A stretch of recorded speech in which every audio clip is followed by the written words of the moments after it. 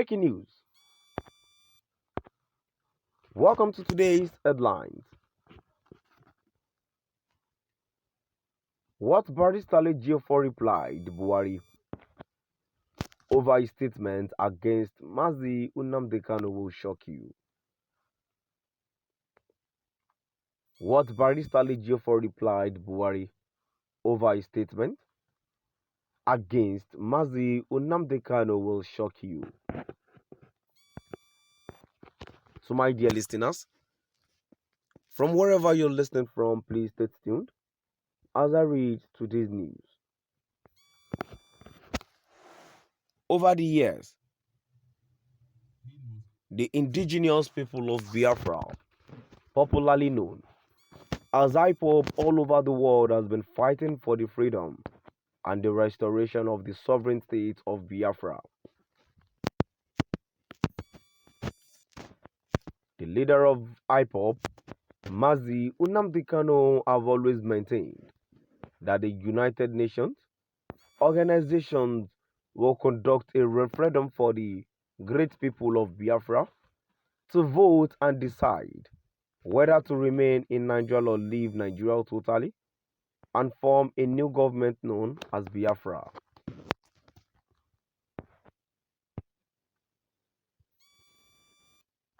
This issue led the federal government of Nigeria to arrest and detain Mazi Nnamdi Kanu and kept him in the custody of the Department of State Service, popularly known as DSS.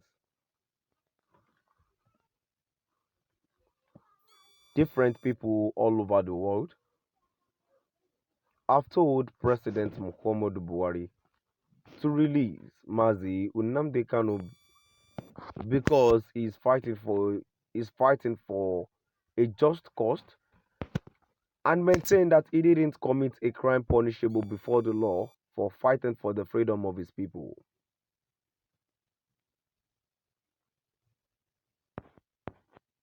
Meanwhile, this issue did not stop or weaken the members of the indigenous people of Biafra from continuing the demand for their freedom from the federal government of Nigeria because they are carrying out different protests nationally and internationally.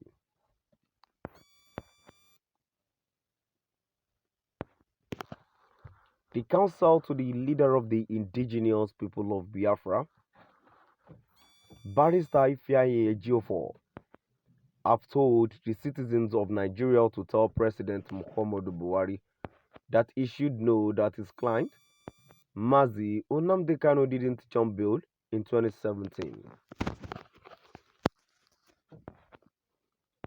This was contained in a press statement issued by Barrister Ejiofor on his official Facebook account as recorded and published by Vanguard News, Daily Post, and other news platforms in Nigeria.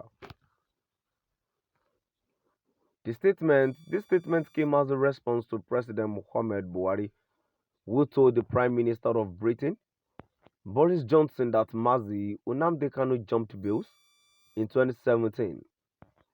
And Buhari made this statement when Boris Johnson asked him why Mazi Nnamdi Kanu has not been released from the custody of the Department of State Services known as DSS.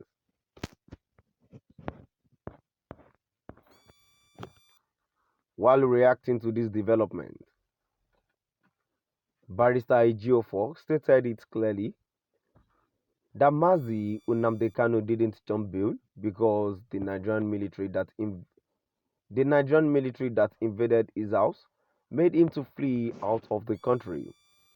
According to Barrister Ejiofor, he said,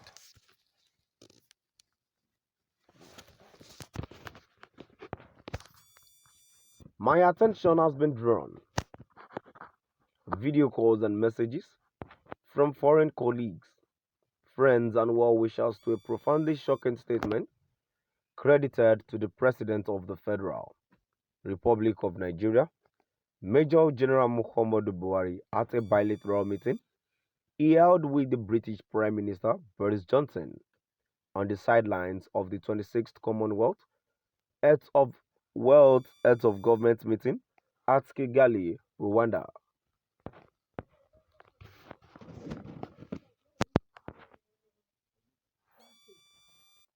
The insinuation by the president that the indefatigable leader of the indigenous people of Biafra, Mazi Nnamdi Kanu, jumped bail the last time he was admitted to bail in Nigeria and pretentiously asked whether anyone knows whether he would jump bail again is an understatement.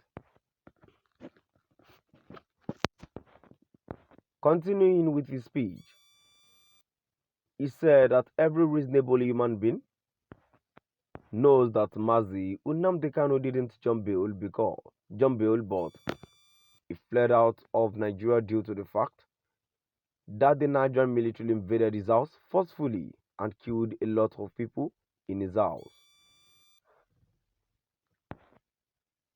He stated that so many people all over the world saw the video of how the Nigerian military killed innocent people in the house of Mazi Nnamdi Kanu. Every reasonable and fair-minded person who knows the event that transpired at Afara-Uku Ibeku, Umaya between the 10th and 14th of September 2017 must be alarmed that the president of Nigeria can afford to make his type of statement.